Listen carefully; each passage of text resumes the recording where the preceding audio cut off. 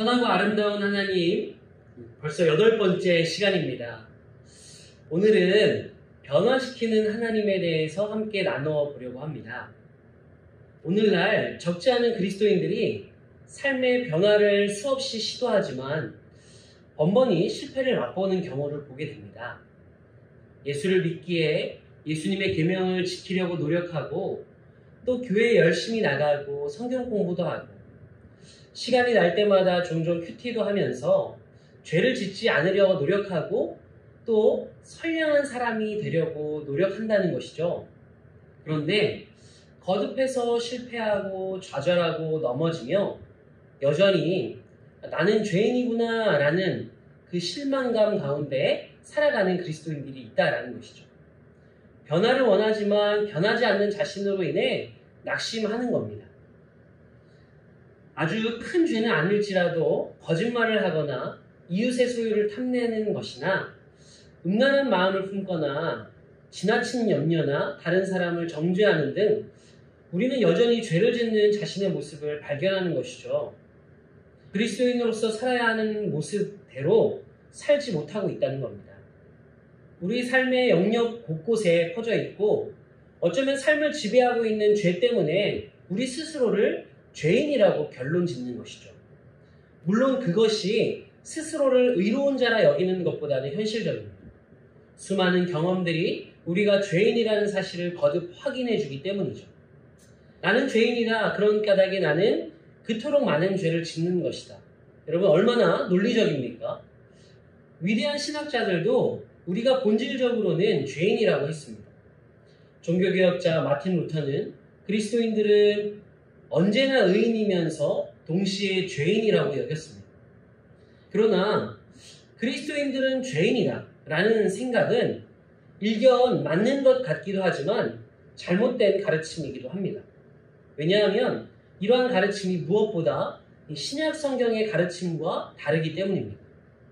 지금까지 해온 것처럼 우리의 잘못된 오해와 편견은 예수님의 가르침으로 대체해야 합니다. 하나님께서 우리를 자신과 화목하게 하셨고 그로 인해 우리가 그분의 나라에서 하나님 나라에서 함께 살 수 있게 되었습니다. 이것이 하나님이 그토록 바라시는 거룩한 백성, 하나님의 백성이 되는 과정의 첫 발걸음입니다. 그렉 존스라는 사람은 다음과 같은 말로 우리의 생각이 바뀌어야 한다고 주장했습니다. 하나님께 용서를 받는다는 것과 하나님 나라에서의 삶을 허락받는다는 것은 이야기의 전환, 즉 죄와 사망의 이야기에서 그리스도를 통하여 이루어지는 하나님의 화목에 관한 이야기로 내용이 바뀐다는 것이다. 그 변화된 이야기에 의하면 우리 죄가 이미 용서받았기 때문에 평생 회개와 용서를 통해 거룩해지는 법을 배울 수 있다. 먼저 우리가 갖고 있는 이야기, 즉 생각이 바뀌어야 합니다. 나는 추악한 죄인이다 라는 생각이 그리스도 안에 있는 나로, 그리스도 안에 있는 나는 더 이상 내가 짓는 죄로 정체성이 결정되지 않는다. 나는 회복되었고 죄의 문제는 해결되었다 라는 생각으로 대체되어야 합니다. 예수님은 모든 사람의 모든 죄를 용서하셨을 뿐만 아니라 죄가 갖는 능력 자체를 깨트리셨습니다. 물론 이것이 누구나 구원을 받는다는 것을 의미하지는 않습니다. 주의 이름을 부르는 자만이 바로 그 용서함을 경험할 수 있는 것이죠. 하나님은 우리가 그와 화목하기를 원하실 뿐만 아니라 우리를 변화시키시기 원하십니다. 하나님은 죄책감만 제거해 주시는 것이 아니라 죄의 능력을 제거해 주셨습니다. 예수를 믿는 우리들은 예수님의 십자가의 공로를 경험할 뿐만 아니라 믿음으로 그의 십자가 사건에 동참합니다. 바울은 다음과 같이 말합니다. 우리가 알거니와 우리의 옛사람이 예수와 함께 십자가에 못 박힌 것은 죄의 몸이 죽어 다시는 우리가 죄에게 종노릇하지 아니하려 함이니. 아멘. 우리는 죄 사함을 받았을 뿐 아니라 그리스도의 죽음과 부활에 동참합니다. 예수님처럼 살기 위해서 죄 짓지 않으려고 노력하는 게 아니라 죄 없는 삶을 사셨던 예수님께서 우리 안에 살고 계시다는 겁니다. 바울서 신에는 우리 주 그리스도 안에서라는 표현이 164차례나 나옵니다. 신약 성경은 예수님을 따르는 우리를 예수님과 분리시키지 않습니다. 오히려 예수 안에서 확신을 갖는 사람들은 예수님과 함께 거하는 것으로 봅니다. 그리스도인이란 그리스도가 그 안에 거하시는 사람들인 겁니다. 그리스도인들은 단순히 용서받은 죄인들이 아니라 새로운 종자들인 겁니다. 그 안에 예수님이 거하시고 예수님 안에서 영생을 소유한 사람들입니다. 그리스도를 따르는 사람들을 성경은 이렇게 표현하고 있습니다. 하나님이 그들로 하여금 이 비밀의 영광이 이방인 가운데 얼마나 풍성한지를 알게 하려 하심이라. 이 비밀은 너희 안에 계신 그리스도니 곧 영광의 소망이니라. 아멘. 또 범죄와 육체의 무할례로 죽었던 너희를 하나님이 그와 함께 살리시고 우리의 모든 죄를 사하시고. 아멘. 내가 그리스도와 함께 십자가에 못 박혔나니 그런즉 이제는 내가 사는 것이 아니요 오직 내 안에 그리스도께서 사시는 것이라. 아멘. 그러므로 이제 그리스도 예수 안에 있는 자에게는 결코 정죄함이 없나니. 아멘. 너희 몸은 너희가 하나님께로부터 받은 바 너희 가운데 계신 성령의 전인 줄을 알지 못하느냐? 너희는 너희 자신의 것이 아니라. 아멘. 또 그리스도께서 너희 안에 계시면 몸은 죄로 인하여 죽은 것이나 영은 의를 인하여 산 것이니라. 아멘. 이는 너희가 죽었고 너희 생명이 그리스도와 함께 하나님 안에 감추어졌음이라. 아멘. 이와 같이 신약 성경은 그리스도께서 그리스도인들 안에 거하신다는 사실을 거듭 가르치고 있습니다. 그렇다면 여러분, 그리스도 안에라는 게 무슨 의미일까요? 바울은 이렇게 말합니다. 그런즉 누구든지 그리스도 안에 있으면 새로운 피조물이라. 이전 것은 지나갔으니 보라 새 것이 되었도다. 아멘. 이 말씀은 헐헐 하늘을 나는 나비 이야기에 비유해 볼 수 있는데요. 나비가 되기 전 그들은 유충에 불과합니다. 날지 못하고 기어다니는 것이죠. 유충은 곧 번데기라는 누에고치로 변하고 그게 나중에 완전히 변형되어 나비가 됩니다. 지나간 모습은 사라지고 새로운 모습이 되는 것이죠. 한때는 중력의 법칙을 이기지 못하고 기어다니던 유충이 나비가 되어 자유롭게 헐헐 날아다니는 겁니다. 마찬가지로 그리스도인들도 한때는 죄의 지배 아래 있었지만 이제는 자유롭게 살게 된 겁니다. 그리스도인은 온전히 하나님과 화목하게 된 겁니다. 하나님은 더 이상 우리가 짓는 죄를 가지고 우리를 평가하지 않습니다. 우리는 영원히 용서받았습니다. 완전히 새로운 피조물이 된 것이죠. 과거의 우리 모습은 이제 완전히 죽었고 대신에 그리스도와 함께 다시 살게 된 겁니다. 우리는 결코 죽지 않습니다. 예수님께서 부활하심으로 죽음을 이기셨기 때문입니다. 그리고 영원한 생명을 우리에게 주셨습니다. 이제 우리는 하나님 나라를 경험할 수 있는 새로운 사람이 되었고 주님 다시 오실 그날에 온전히 영화롭게 하신다는 겁니다. 그것이 바로 선하고 아름다운 하나님만이 우리에게 주실 수 있는 선하고 아름다운 선물인 겁니다. 그런데 우리는 여전히 죄와 씨름하고 있습니다.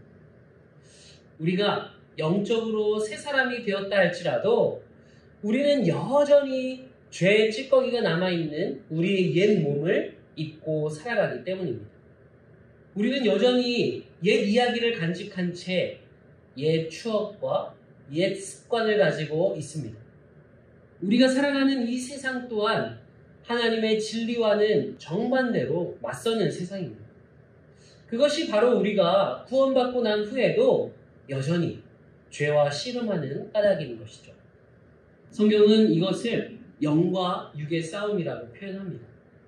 성경에 나오는 육신은 하나님을 떠난 삶을 지칭하는데 하나님과 분리되어 내 소견에 옳은 대로 살려고 할 때 드러나는 것이죠. 우리가 육신의 조정을 받을 필요는 없습니다. 하지만 그리스도와 단절되면 우리는 육신의 필요와 욕구에 영향받기가 쉽습니다. 거듭되는 죄악된 행동들은 결코 채워질 수 없는 오랜 기간의 욕구 불만에 따른 결과들입니다. 더 이상 죄 아래 있지 않은 우리는 우리가 부족하다고 느끼는 것들을 구하기 위해 어쩔 수 없이 죄성으로 돌아가는 것이죠. 우리가 이러한 싸움에 대하여 미리 알고 마음의 준비를 한다면 이 문제를 다루기가 훨씬 수월해질 겁니다. 이제 우리는 새로운 사람이며 새로운 피조물이기 때문에 새로운 방식으로 살아야 합니다. 그리스도를 모신 사람으로서 이제 우리는 예수님이 사셨던 방식 그대로 살 수 있게 되었습니다. 전적으로 하나님께 의지하는 삶, 하나님과 친밀하고 깊은 교제, 내 자신의 의지가 아닌 하나님께 온전히 의지하는 그리스도인의 삶을 살 수 있게 된 겁니다. 주님은 우리 밖에 계시지 않고 우리를 정죄하지 않으시며 우리 안에 거하시면서 힘을 주시는 분이십니다. 우리가 그리스도 안에서 그리고 우리 안에 있는 주님의 능력 가운데서 우리의 정체성을 찾을수록 더욱 자연스럽게 우리는 그리스도인의 삶을 살 수 있게 됩니다. 우리는 우리가 무엇을 할 것인지 혹은 하지 않을 것인지 선택할 자유를 가졌습니다. 하지만 중요한 것은 우리가 누구인가에 근거하여 선택하는 것이지 우리의 선택이 우리가 누구인지를 결정하는 것은 아니라는 겁니다. 우리는 그리스도께서 거하시는 사람들입니다. 그것이 우리의 결정을 좌우해야 합니다. 19세기 러시아 정교회의 신부였던 크론슈타트 유아는 알코올 중독이 만연했던 그 당시 많은 사람들을 돕고자 길거리로 나섰습니다. 술 취한 사람들과 도랑에 쓰러져 더러운 냄새나는 사람들을 데려다가 자신의 품에 안고 이렇게 말했습니다. 이런 모습은 정말 당신과 어울리지 않습니다. 당신은 하나님으로 가득 채워져야 할 집이란 말입니다. 하나님으로 가득 채워져야 할 집. 이것이 바로 우리 그리스도인을 지칭하는 표현입니다. 우리의 진정한 정체성을 깨닫는 것이 거룩한 길을 걷는 비결입니다. 신약성경은 우리가 누구인지 누구의 소유인지 가르쳐줌으로써 그리스도인의 삶으로 접근합니다. 그런 다음 우리의 정체성에 걸맞은 삶을 살라고 권면합니다. 그 가르침을 깨닫고 우리의 삶이 변화되는, 아니 하나님께서 변화시키신 삶으로 이 땅을 살아가는 저와 여러분이 되기를 주님의 이름으로 축복합니다. 영혼의 훈련 8번째 시간입니다. 오늘은 고독, 홀로 있음의 훈련을 함께 나눠보려고 하는데요. 이 훈련의 주요 목적은 우리가 누구인지를 스스로 깨닫도록 돕는 겁니다. 그리스도인들은 그 안에 그리스도가 내주하는 사람들입니다. 하지만 우리는 종종 잘못된 오해와 편견에 근거한 잘못된 생각, 예를 들면 나는 아주 착하다, 나는 아주 나쁘다, 나는 예쁘다, 혹은 나는 뚱뚱하다 등과 같은 이야기에 근거해서 자신의 자아상을 형성해 갑니다. 새로운 생각으로 우리의 오해와 편견을 해소할 영적 훈련이 필요합니다. 그것이 바로 고독의 훈련입니다. 고독의 훈련은 다른 사람들과 떨어져 홀로 시간을 보내는 겁니다. 효과적인 고독의 훈련은 의도적인 홀로 있음을 통하여 자기 자신과 대면하거나 혹은 하나님과 둘만의 시간을 보내는 겁니다. 바로 그때 하나님께서 우리 안의 정체성에 놀라운 역사를 일으키십니다. 사람들에게서 떠나 얼마 동안 홀로 있는 시간을 가지면 다른 사람들의 시선을 신경 쓸 필요도 없어지고 우리를 향한 다른 사람들의 의견에 신경 쓰지 않아도 되며 체면을 차리거나 깎일 일도 없어집니다. 고독의 훈련이 익숙하지 않을 수 있습니다. 그렇기에 처음 시작할 때부터 자신에게 너그러울 필요가 있는데요. 첫 번째로 첫 단계에서는 한 번에 5분에서 10분 정도로 시작하는 것이 좋습니다. 자리에 앉아 편안하게 자신이 참아낼 수 있는 시간만이라도 잠잠히 침묵과 고독의 시간을 가져보는 겁니다. 이 훈련의 목적은 하나님과 자신이 대면하는 시간을 편안하게 느낄 수 있도록 돕는 겁니다. 홀로 있는 시간을 갖는 동안 그리스도 안에 있는 우리의 정체성에 관한 성경 구절들을 읽는 것이 도움이 될 겁니다. 성구들을 이 카톡방을 통해서 공유해 드리겠습니다. 이제 이 선하고 아름다운 하나님도 한 주만을 남겨놓고 있는데요. 지난 영상들과 영혼의 훈련 그리고 우리의 나눔들을 다시 한번 돌아보면서 선하고 아름다운 하나님으로 인한 우리 안에 기쁨과 감사가 하나님을 향한 사랑이 더욱 커져만 가는 저와 여러분이 되기를 주님의 이름으로 축복합니다. 다음 시간에 만나요.